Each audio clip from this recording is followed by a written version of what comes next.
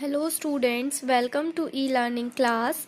Today we will study English grammar of class 5th. So grammar में हमारे 12 chapter तक complete हो गया था. Today we will start our chapter number 13 जिसका नेम है tenses. So what is tense? Tense जो होते हैं वो बेसिकली जिनको हिंदी में काल बोलते हैं. तो टेंस जो है वो टाइम बताते हैं कि सेंटेंस में जो चीज़ें हो रही है वो कब हुई थी, प्रेजेंट में हुई थी, पास्ट में हुई थी या फ्यूचर में आगे जाके होंगी. तो जो टेंस होते हैं वो 4 फॉर्म्स में होते हैं. टेंस के 4 फॉर्म्स होते हैं. टेंस टोटल 3 टाइप के होते हैं. एक होता है प्रेजेंट टेंस, मीन्स जो अभी वाला टेंस है. एक होता है पास्ट टेंस जो पहले हो चुका है, और एक होता है फ्यूचर टेंस जो आगे जाके होगा.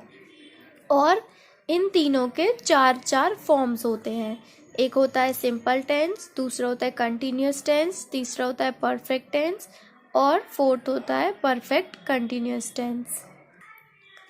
तो जो सिंपल प्रेजेंट या सिंपल प्रेजेंट इंडेफिनिट टेंस होता है उसका स्ट्रक्चर यहाँ पे दिया है. आपको सारे ये जो टेंसेस के स्ट्रक्चर्स इस चैप्टर में दिए हैं उनको अच्छे से लर्न करना है. इनकी हेल्पिंग वर्ब्स को लर्न करनी है. फर्स्ट का होता है जैसे सब्जेक्ट प्लस वर्ब की फर्स्ट फॉर्म के साथ एस या ई एस प्लस ऑब्जेक्ट, और इसकी जो हेल्पिंग वर्ब है वो होती है डू या डज.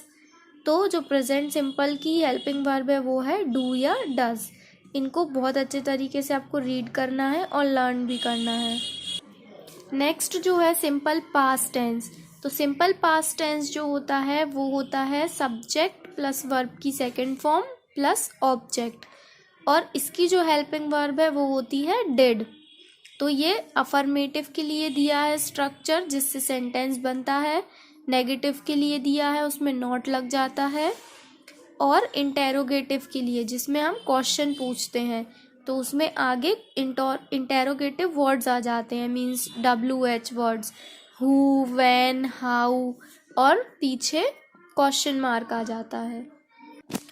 और सिंपल फ्यूचर जो थर्ड वन होता है, सिंपल फ्यूचर या फ्यूचर इनडेफिनिट टेंस, उसमें क्या होता है कि विल शैल होती है इसकी हेल्पिंग वर्ब.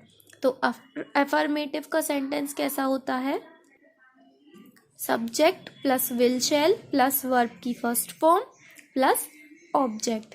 ऐसे ही इसका नेगेटिव बनता है नॉट लगा के, और इंटेरोगेटिव में जो इंटेरोगेटिव वर्ड है वो पहले लग जाता है, बाकी सेम एफर्मेटिव जैसा ही रहता है और बाद में क्वेश्चन मार्क. जो प्रेजेंट कंटिन्यूअस टेंस होता है उसकी हेल्पिंग वर्ब होती है इज, आर, एम.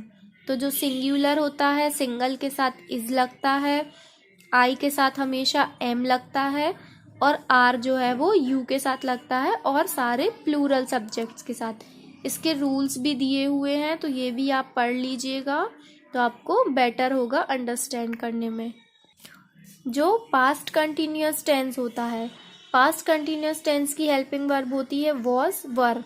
तो इसका जो सेंटेंस बनता है वो बनता है subject plus was were plus verb की फर्स्ट फॉर्म के साथ ING प्लस ऑब्जेक्ट. तो ये जितने भी कंटिन्यूअस टेंस के होते हैं, पास्ट हो चाहे प्रेजेंट हो चाहे फ्यूचर हो, इन सब के साथ वर्ब की फर्स्ट फॉर्म के साथ ING लगता है. तो ये सबके साथ कॉमन ही है कि कंटिन्यूअस है तो ING लगेगा ही.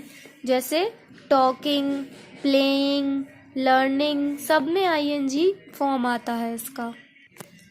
जो फ्यूचर कंटिन्यूअस टेंस है, फ्यूचर कंटिन्यूअस में भी वर्ब के साथ ING आएगा.